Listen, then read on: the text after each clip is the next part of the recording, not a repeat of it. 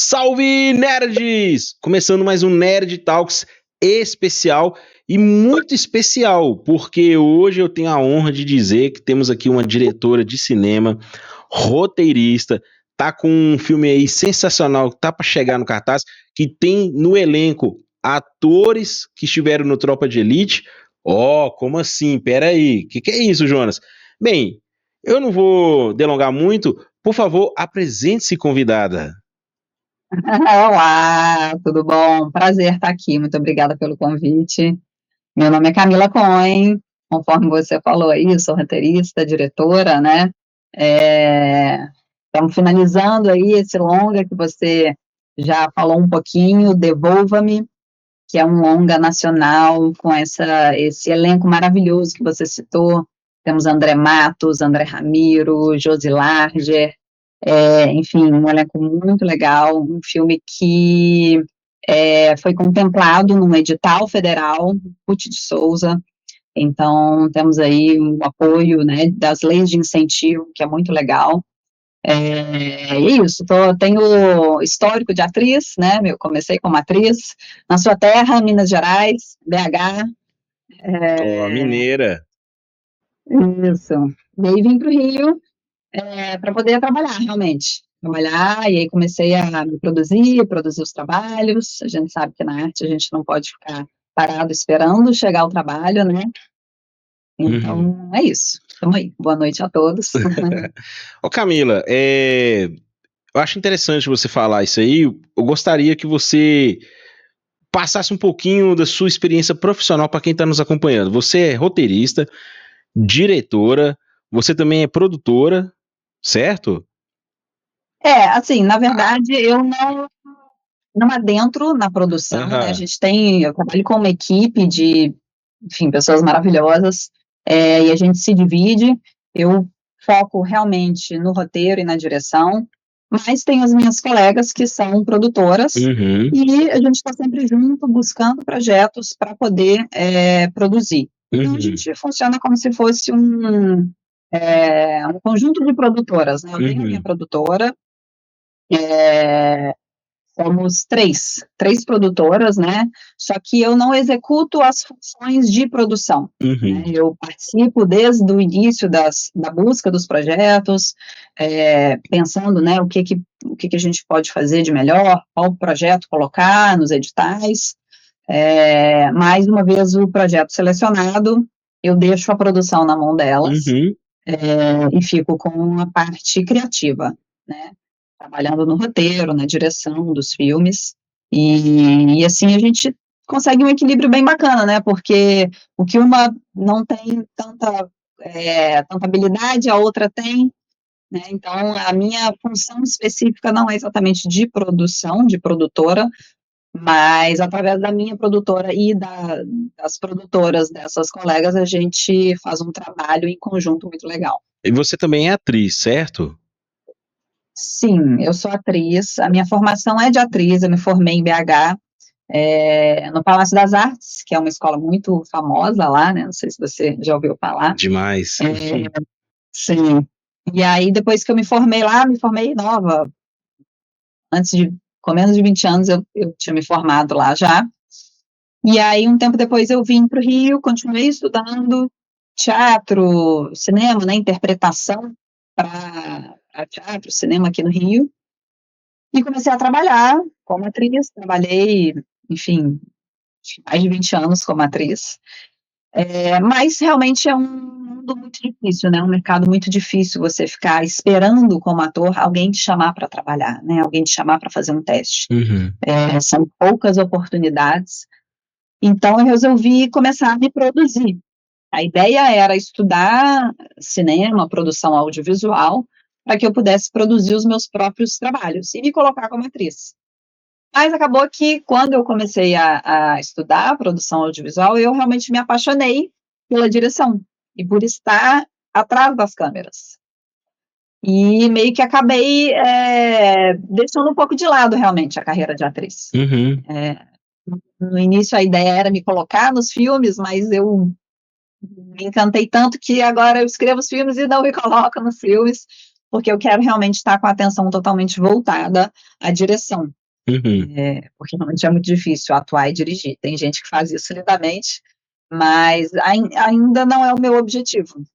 Mas Nesse aqui, momento eu estou realmente focada na direção. você não pensa fazer, por exemplo, talvez igual o Tarantino, porque você é roteirista e diretora, fazer uma participação especial, uma pontinha ali, passando ali. Sim, sim, temos várias pessoas, vários diretores que fazem isso, né? Selton Mello, temos aí um exemplo aqui no Brasil mesmo que faz isso, e faz lindamente. É, e já fiz em alguns curtas, já fiz participações pequenas em curtas, mas é uma missão. Uhum, É, tira um pouco o foco realmente da direção, né? Pelo uhum, menos nesse momento eu tenho essa sensação. Pode ser que um dia eu mude de opinião, né? Pode ser que um dia eu queira me aventurar mais profundamente nessa junção aí das funções, uhum, porque eu acho que é possível. Mas eu, por exemplo, nesse longa que a gente acabou de rodar, eu não fui a roteirista. Então, tem alguns projetos que eu trabalho como roteirista e diretora, e outros projetos que eu trabalho só como diretora, como foi o uhum, caso desse longa.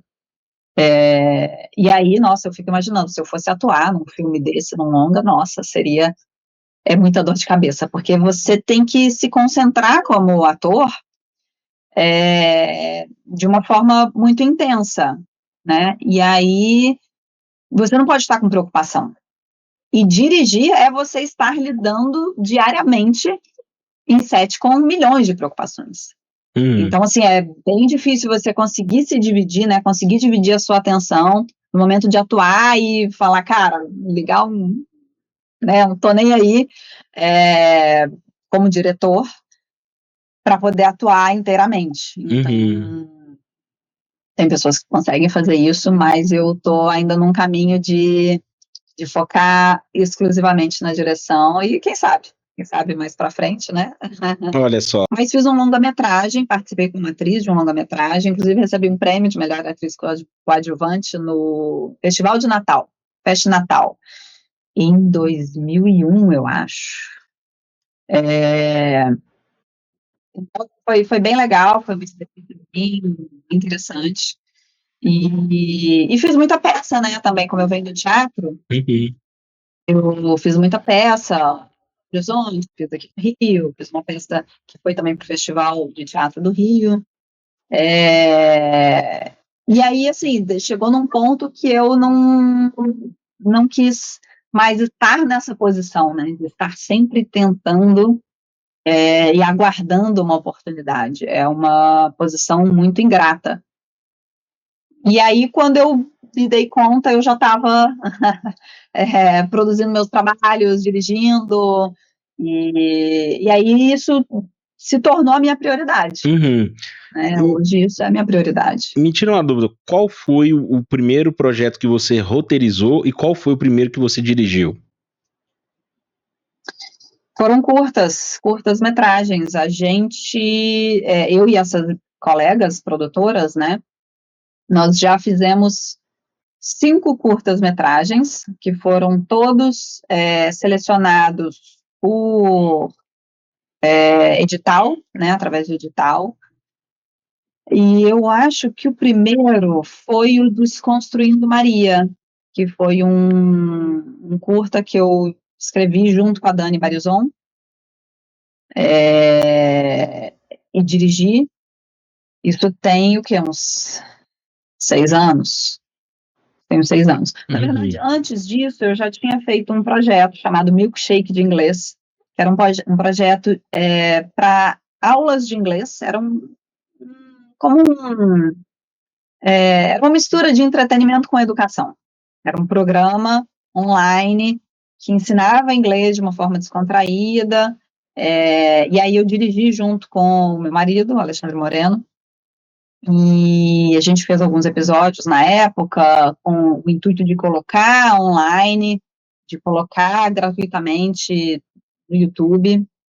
Mas essa vida de YouTube também não é fácil, não dá retorno assim tão rapidamente. Então a gente também abriu mão do projeto depois de um tempo. E aí é que eu fui roteirizar os curtas, né? E aí comecei na direção dos curtas também. Uhum. Olha, o milkshake de inglês, eu acho que sairia muito bem no TikTok, viu? Eu acredito que sairia muito bem no TikTok. Pode ser, pode ser. Olha que na época eu acho que o TikTok, eu acho que nem existia, Pois porque já é, tem um tempo esse, fica a é, dica, fica a dica. TikTok, já tem um tempo isso. olha, Isso deve ter o quê? Putz, nem sei, uns 15 anos, pois talvez. é, eu sou suspeito de dizer, se você criar, você e o seu marido criarem uma conta no TikTok e uma no Instagram, só do milkshake de inglês e começar a lançar uns reels ali de 15, 30 segundos, eu garanto que vai viralizar. Garanto. Fica a dica. Pois é, mas aí é que tá, né? A gente precisa ter uma disponibilidade, né, enorme para poder fazer conteúdo para TikTok, para Instagram. A gente Uhum. até uma época fez conteúdo para o Instagram, no Instagram do Alexandre, que era a novela Dona Idalina e seus dois amores, Eu não sei se você adorava, chegou a ver. acompanhava, adorava. Também era um conteúdo que eu estava ali com ele, ajudando na produção, na Uhum. direção. Também fez bastante sucesso, foi bem legal, mas assim, é aquilo, o retorno financeiro é algo que você precisa ter muita paciência, né, muita Uhum. dedicação para poder começar a ver algum retorno. E a gente tem que pagar a conta, né? Então, Camila, você está é, falando isso, a gente sabe que a arte, a cultura no Brasil, ela é assim, ela é muito, como eu posso dizer, maltratada, vamos dizer dessa forma. A gente tem tanta riqueza de cultura, tanta coisa boa, e infelizmente a gente não dá o devido valor. Essa questão dos filmes nacionais, as produções nacionais, qual que é a sua visão como profissional, você estando no meio? É um sonho que vale a pena investir? A pessoa sabe, eu quero ser ator, eu quero ser atriz, eu quero ser roteirista. É, qual que é a sua visão que você tem nesse campo, no Brasil, se tratando de Brasil? uhum. Não, com certeza, vale muito a pena investir. Eu acho que cada vez mais a gente está vendo aí o poder da arte, o poder do cinema e o reconhecimento que isso tem trazido, né? O reconhecimento do público.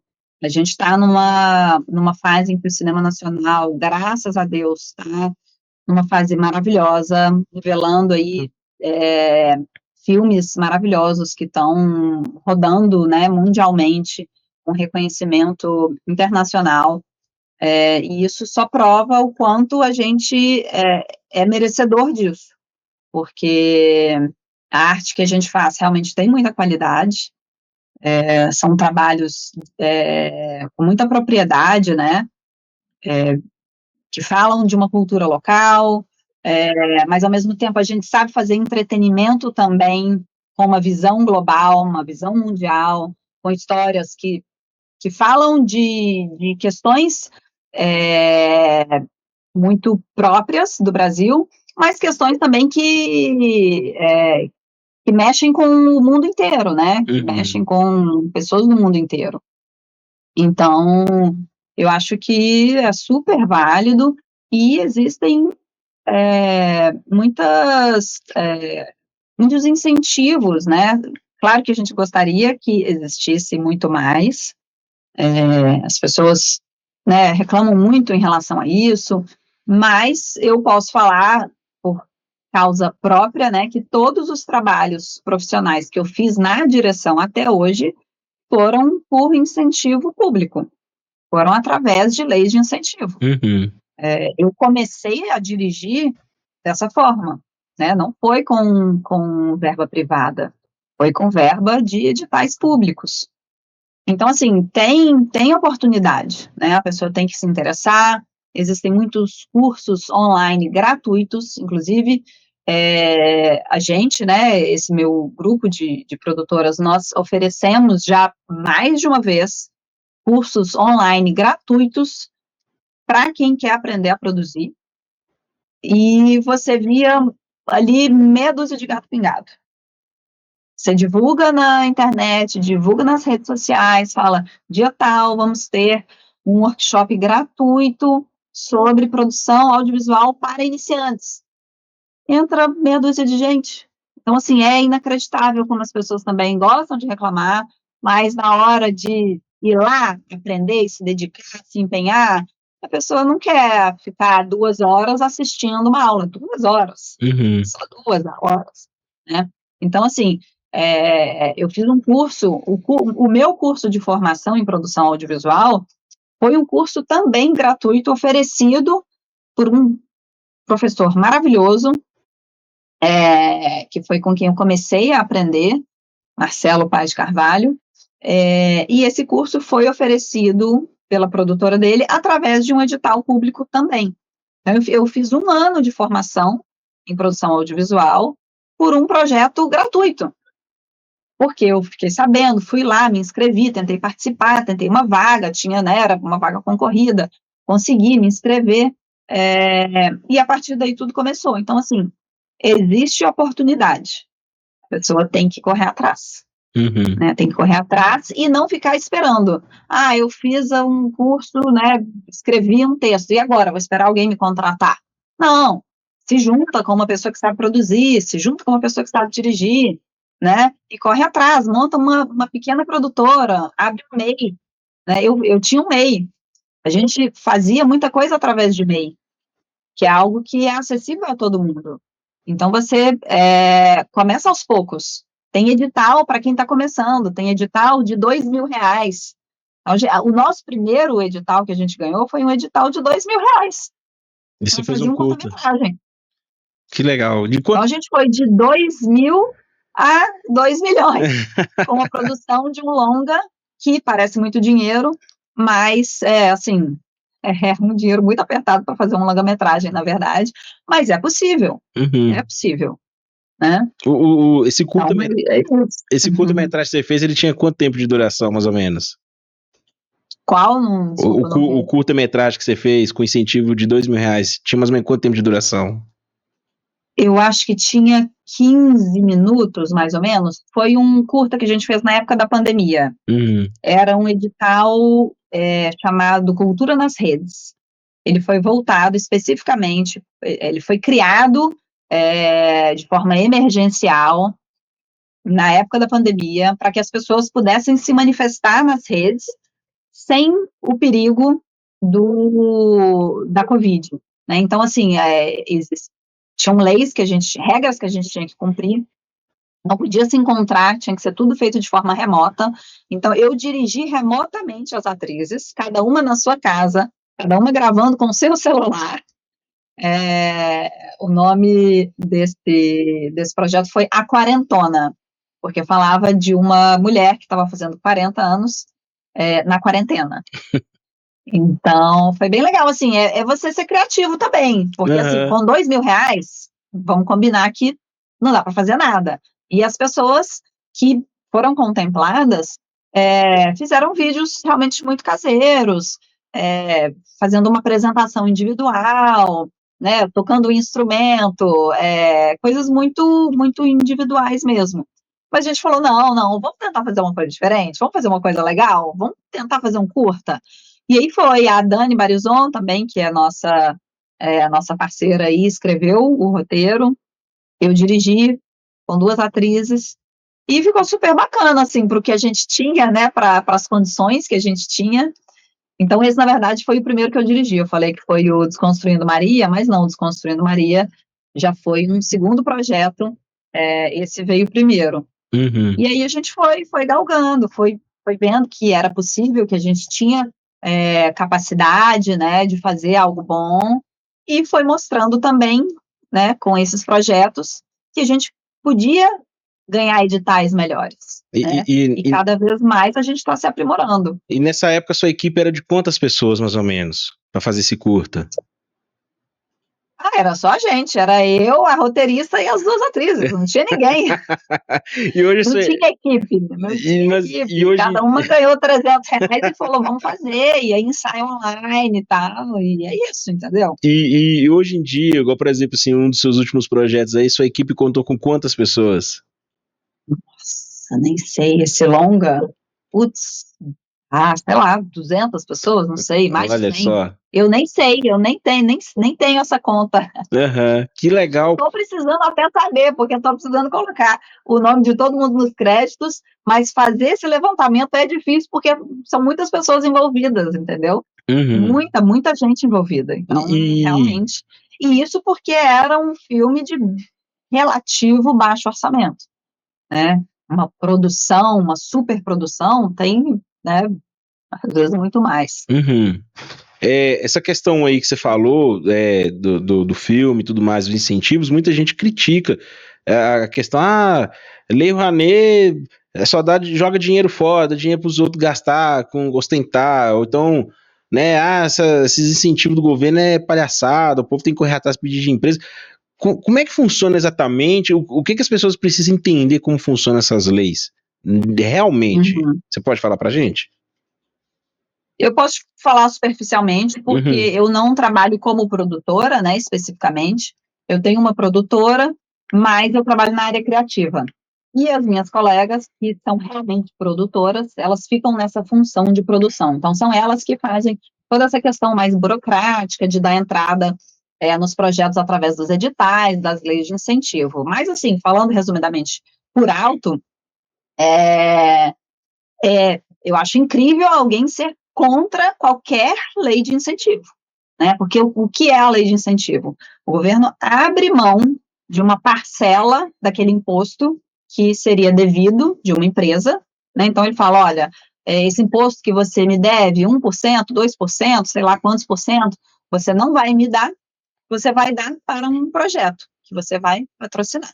Então, o projeto, ele primeiro é inscrito na lei, ele passa por uma banca avaliadora que examina e dá o aval, né? Fala, olha, essa lei, esse projeto está aprovado pela Lei Rouanet, pela Lei do Audiovisual. E a partir de então, você pode pegar esse projeto e ir nas empresas para captar esse valor, né? Então, você chega na Petrobras, por exemplo, você fala, ó, eu tenho um projeto que foi aprovado pela lei, o que significa que a Petrobras, por exemplo, vai poder dar uma porcentagem daquele imposto que seria devido ao governo, ele vai dar para o seu projeto, para patrocinar o seu projeto. Então, assim, é uma benção, né? Não sei qual seria a melhor palavra para falar sobre uhum, isso. Mas, e assim, as regras, tudo muito, muito vistoriado, você precisa prestar conta de tudo, tudo, tudo, cada centavo que você gasta. Então, por exemplo, esse longa que a gente fez, também através de lei de incentivo. Tudo que é pago, cada grampo que é comprado, você tem que pegar a nota fiscal, porque no final do projeto você tem que apresentar não só o filme pronto, mas você tem que prestar contas de tudo que foi feito, cada centavo gasto, você precisa prestar contas para o governo. Então, assim, talvez no passado, há muitos anos, talvez existisse a possibilidade de mau uso, né, de uso indevido da verba. Mas hoje em dia, nossa, muito difícil, Ô, Camila, muito difícil. uma outra questão, você falou muito bem aí, questão que o cinema nacional está reerguendo, igual a gente teve aí o Agente Secreto do Wagner Moura sendo bem elogiado, Ainda Estou Aqui, que ganhou o Oscar de melhor filme internacional, e fora, né, outros filmes nacionais que a gente tem aí que são emblemáticos na cultura brasileira. Mas o que que acontece? Qual que é a sua visão, assim, do pessoal que ainda tem, como é que eu vou dizer assim, restrição, receio, critica o cinema brasileiro, generaliza, fala assim, o cinema brasileiro é só baixaria, é não sei o quê, sendo que a gente sabe que tem pérolas boas. O que que poderia ser feito para desmistificar ou para incentivar as pessoas a assistirem mais produção nacional, na sua visão? Nossa, acho que as pessoas que falam isso hoje em dia é porque não estão vendo os filmes, porque essa visão que você está falando é a visão de 30 anos atrás. Se uma pessoa fala isso hoje em dia é porque ela realmente não conhece o cinema nacional. Ela realmente não tem visto os filmes nacionais, porque é uma pessoa totalmente alienada do cinema nacional. Então, assim, eu falo para essa pessoa: olha, onde é que você está? Então, vai ao cinema, vai assistir, né? Porque ficou com uma visão de 30 anos atrás, não é possível, Uhum. não é possível. Né? E mesmo em 30 anos atrás, a gente tinha muita coisa boa, mas assim, temos cada vez mais. Então, assim, acho até difícil ouvir alguém, eu realmente não tenho escutado mais as pessoas falando isso. Eu não sei se talvez no meio em que eu convivo, né? Talvez no interior, né? Claro, né? O Brasil é enorme, então talvez essa cultura do cinema nacional atual ainda não tenha chegado em muitos lugares. Mas, assim, é uma pena. Basta a pessoa ir ao cinema, né? Ou pegar um filme, qualquer plataforma de streaming, um filme nacional, e assistir para ver que, nossa, temos muitas produções de qualidade. Sim, sim, sim. É, eu tenho que te perguntar, você como diretora e roteirista, você já fez vários trabalhos aí, você tem aquele assim específico assim, nossa, esse aqui é meu xodozinho, eu adorei fazer esse, ou não, todos os seus projetos você ama por igual, ou como é que é? Me diz. Eu acho que eu sempre amo mais o último que eu fiz, porque é aquele que fica mais fresco na cabeça, né? Então, assim, Aham. estou me aprimorando cada vez mais.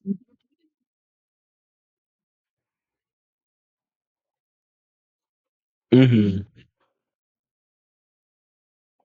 O primeiro filme que eu fiz, eu falo, putz, meu Deus, que horror, que vergonha, não vou mostrar isso para ninguém. Mas não é não, né? Então, Uhum. assim, a gente vai evoluindo. Então, hoje, eu tendo a dizer que o meu último projeto, que é o longa-metragem, né? Até o momento é o meu favorito. Uhum. Mas, se Deus quiser, outros virão. E eu tenho certeza que o próximo será o meu favorito, e o próximo o favorito, e assim por E diante, assim por diante. né? E me diz uma coisa, você sim, você gosta mais especificamente de um gênero ou mais de um? Você tem uma preferência? Você gosta de dirigir, de escrever ou não? Eu gosto muito dos dois. Gosto muito de escrever e de dirigir, mas eu tenho uma certa preferência pela direção.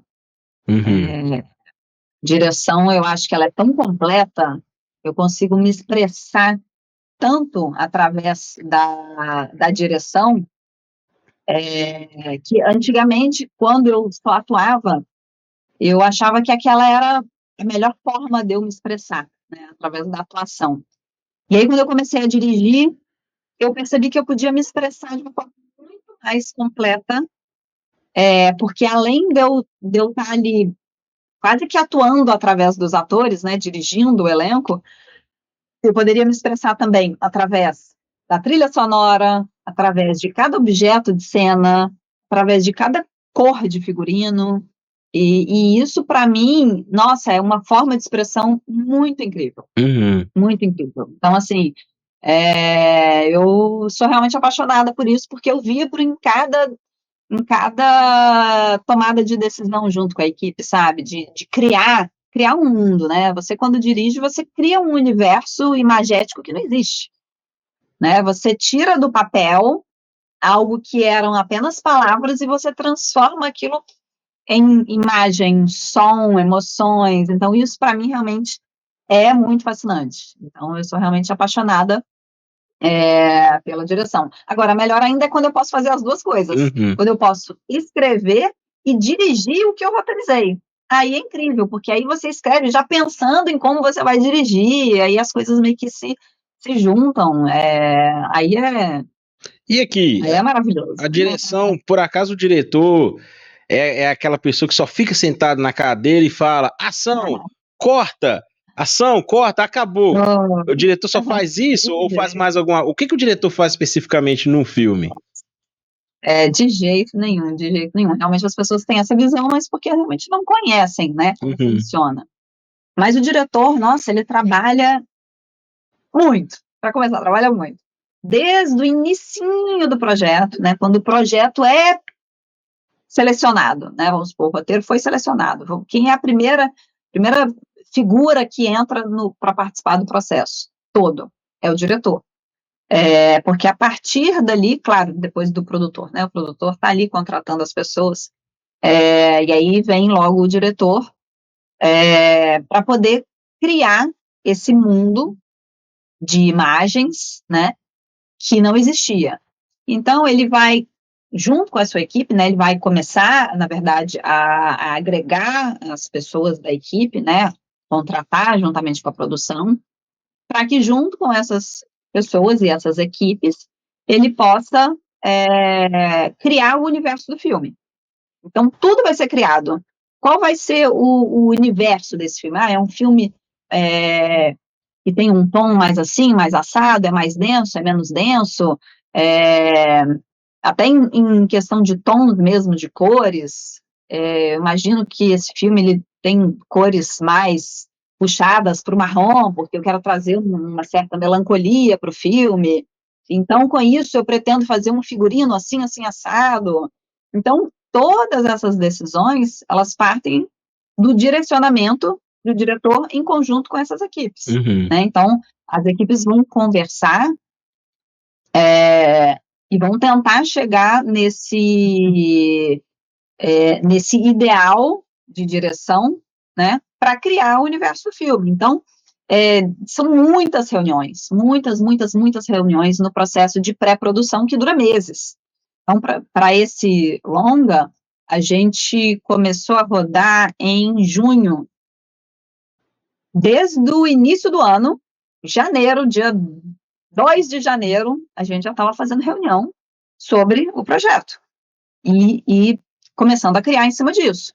Esse filme ele vai ser mais ou menos assim, assado, vai ter tons não sei como, conversando com a figurinista, como é que você imagina? Esse é um mundo, particularmente nesse longa que a gente fez, era ele se passa num mundo distópico, né, então uma sociedade que não existe, então tudo teve que ser criado, tudo. Como são os carros nesse mundo, como são as roupas nesse mundo, então tudo foi criado a partir de milhares de reuniões da direção com essas equipes, né, com as equipes específicas. Então, nenhum objeto de cena está em set sem que a direção, em conjunto com, né, as suas equipes, saiba. Então, cada objeto de cena, aí começa a produção dos objetos. A equipe de arte vai ter que produzir todo o cenário. Então, vamos ver como é que vai ser esse cenário? A cama vai ficar aqui, vai ficar ali, vai ser de qual material? Tudo. A direção participa de todo esse processo. Então, é um processo realmente bem longo, bem profundo. E em set, o diretor tem que gerenciar tudo aquilo ali que está acontecendo, né? Na pré-produção existem os ensaios também. Eu, inclusive, faço a preparação de elenco também dos meus filmes, então sou eu que ensaio com o elenco, né? E busco todo o perfil do personagem, né? Tento criar o personagem junto com os atores. E aí, em set, você vai meio que colocar tudo em prática. Né? Tudo que foi combinado e elaborado e tal, você vai botar em prática, só que, claro, que não de forma mecânica, porque tudo na hora muda, né? As emoções, aí ali o ator está realmente, né, pronto, vestido, imbuído de todas as emoções. Então, você tem que saber lidar com a parte gerencial, que você tem que dar conta de não sei quantas cenas por dia, né, no tempo X, você não pode passar do horário, é muita coisa acontecendo, quebra um equipamento, queima uma luz, você tem que saber resolver, então vamos deixar de fazer essa agora, vamos fazer a outra antes, vamos mudar a ordem das cenas, então você tem que participar de todo o gerenciamento daquele set de filmagens, para dar conta do recado, sem perder a magia, né, do que está na frente das câmeras. Então, você tem que dar conta profissionalmente, logisticamente, emocionalmente, financeiramente, porque você sabe que você não pode pedir o que você quiser. Eu quero agora que venha um caminhão e traz um não sei o quê. Não, você não tem dinheiro para isso. Então, você tem que pensar criativamente, então, como que eu vou resolver essa cena se eu não tenho dinheiro para trazer o caminhão de sei lá onde. Aí você senta com a sua equipe de fotografia, vamos ver como que a gente pode resolver. A gente cria o equipamento tal, mas não tem. Como que a gente pode resolver isso? Então, assim, participa de todas, absolutamente todas as decisões. E na pós-produção também.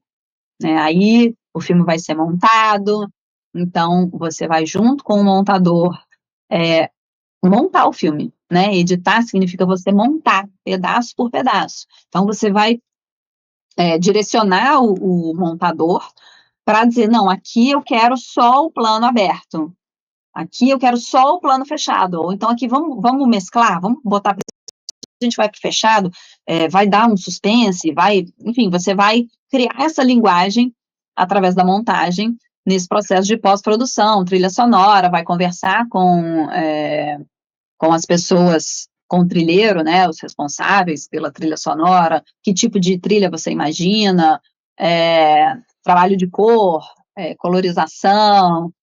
Então, assim, é um trabalho de mais de um ano,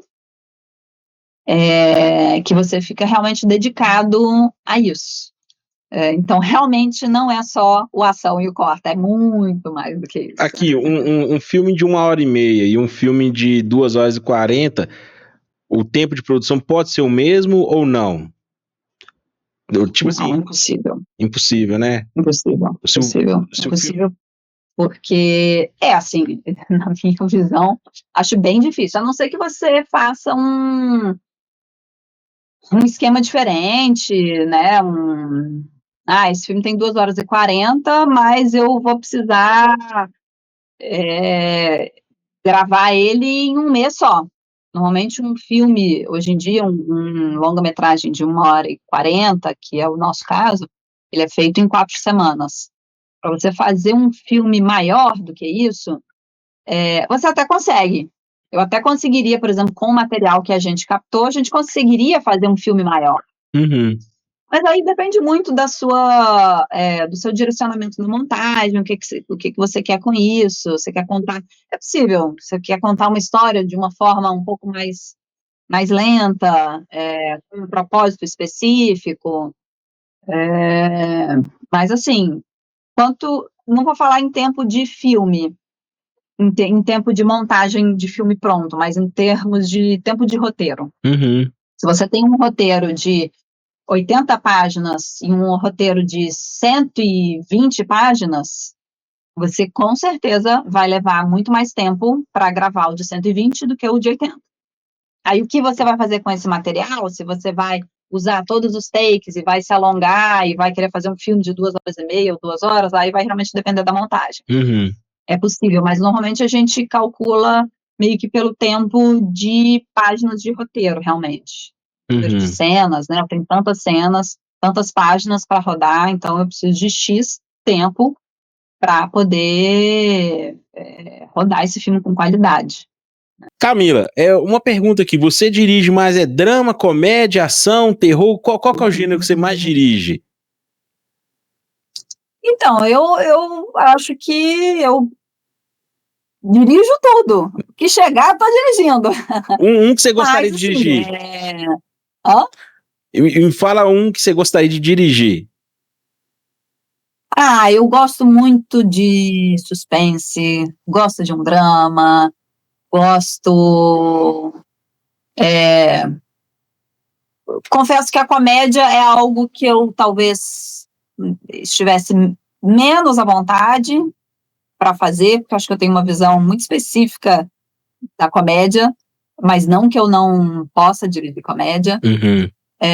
Mas eu acho que eu tenho a tendência a sempre buscar projetos que consigam se aprofundar mais nas histórias e na forma como elas são contadas. Entendeu? Então, por exemplo, esse longa agora, claro que pelo tema em si, porque é um tema denso, que fala sobre devolução de crianças, mas lendo o roteiro pela primeira vez, eu senti que cabia ali um suspense, por causa do próprio tema, e também porque eu acho que é algo que é uma forma de contar histórias muito interessante. Uhum. É algo que eu como espectadora, gosto muito também. Mas eu, enfim, como espectadora, gosto de muita coisa, gosto de romance, gosto de Água com Açúcar, mas eu gosto muito de histórias, assim, diferentes, sabe? Uma coisa que te chama atenção, que você fica, assim, meio boquiaberto. Então, assim, eu gosto de dirigir esse tipo de projeto. Uhum. Olha, a gente está chegando ao final do nosso bate-papo, tão curto, mas aqui fica o convite para você vir aqui numa parte 2. Eu acho que você tem muito a nos compartilhar, nos ensinar, incentivar. Pessoas como você fazem toda a diferença na cultura brasileira, isso é inegável, tá certo? E eu gostaria de uma frase de incentivo de Camila Cohen para quem quer adentrar no mundo artístico, como ator, atriz, como diretor, roteirista. O que você tem a dizer a essa pessoa que tem esse sonho? Tenho a dizer que tem que correr atrás. Tem que correr atrás e realmente não é fácil, não desistir, né, num primeiro momento. Tenha, de repente, um plano B, né, uma segunda profissão que você possa, de repente, né, se sustentar, porque abrir mão de tudo e ficar só por conta da arte é difícil. Eu, por exemplo, por muitos anos fui professora de inglês, ainda sou, e é isso, você vai se firmando, né, até o dia que você achar, não, agora eu consigo viver da arte, né, e aí sim, você pode dar esse passo adiante, mas tenha uma segunda profissão, se possível, né, um segundo trabalho, uma forma de se sustentar, mas se você é apaixonado por isso, corre atrás, procure as formas de se capacitar, né? Tem muito curso de capacitação profissional para isso, porque não adianta a pessoa querer também, né, ser ator, enfim, seja lá o que for, artisticamente, e só falar porque eu gosto muito e ponto final, né? Tem que se capacitar para isso, tem que correr atrás, buscar os cursos e se juntar com as pessoas.